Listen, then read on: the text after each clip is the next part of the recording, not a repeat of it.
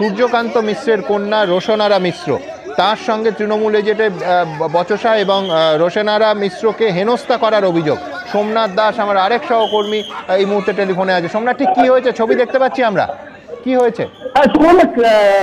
Kolkata ice skating ring যেখানে vote চলছিল 218 নম্বর booth, এবং এখানে 218 নম্বর বুথে বামেদের হয়ে এজেন্ট ছিলেন সূর্যকান্ত মিশ্রের মেয়ে রচনারা মিশ্র, এবং অভিযোগ যে ওনাকে বের করে দেওয়া হয়, হেনস্থা করা হয় এবং তিনি বেরিয়েও যান। তারপরে প্রার্থীকে খবর দেওয়া হয়, প্রার্থী এই বুথে আসে বা প্রার্থী আসার পর প্রার্থীর সঙ্গে নিয়ে ঢোকেন।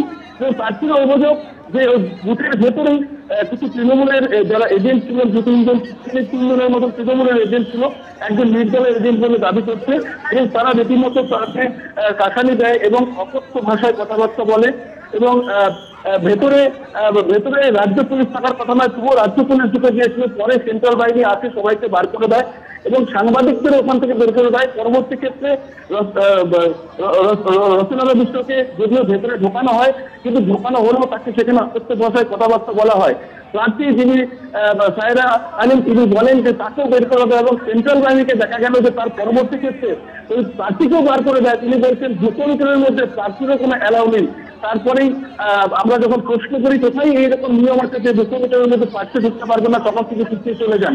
এই মুহূর্তে এলাকায় প্রচুর উত্তেজনা রয়েছে এখনো পর্যন্ত। একদম ধন্যবাদ সোমনাথ। এই ছবি চলুক। আমি বলছি দেবনানন্দা, রোশনারা মিশ্র তিনি এজেন্ট, তার বিরুদ্ধে অভিযোগ করছে শাসক দল যে তিনি মত্ত অবস্থায় এজেন্ট হিসেবে এসেছেন। এই বিশ্বাসযোগ্য? সূর্যকান্ত মিশ্রের মেয়ে সকালে এজেন্ট হিসেবে বসেছেন মত্ত অবস্থায়, এই যে হাস্যকর অভিযোগ করা ওঠে কেন? আবার সেই সুকুমার রায়, আমি তো বলি আমদাতে বলছি শোনো, কত তোমাদের এই ঝিঙের খেতে চিংড়ি গজায় যত। কারণটা হচ্ছে এই যে শুধু তাই নয়, একটু আগে বলা শুনুন আপনি বলছি কেন যে একজন প্রত্যেকটা জিনিস এই যে ডায়মন্ড হারবারে বলা হচ্ছে দুটো টেপ লাগিয়ে দেওয়া হচ্ছে জেনারেলাইজ করে।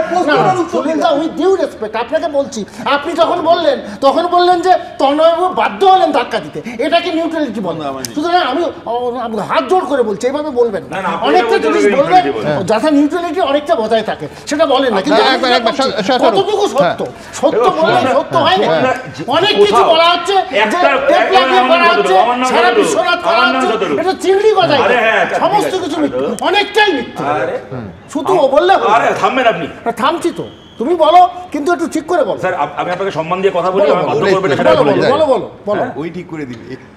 একটার পর একটা ঘটনায় আমরা দেখতে পাচ্ছি তন্ময় ভট্টাচার্যের সঙ্গে যে বচসাটা টানা 20 মিনিট ধরে চললো, তোমরা দেখালে 20 মিনিটে একটা পুলিশ অফিসার একজন সেন্ট্রাল ফোর্সকে আমরা ওখানে দেখতে পাই।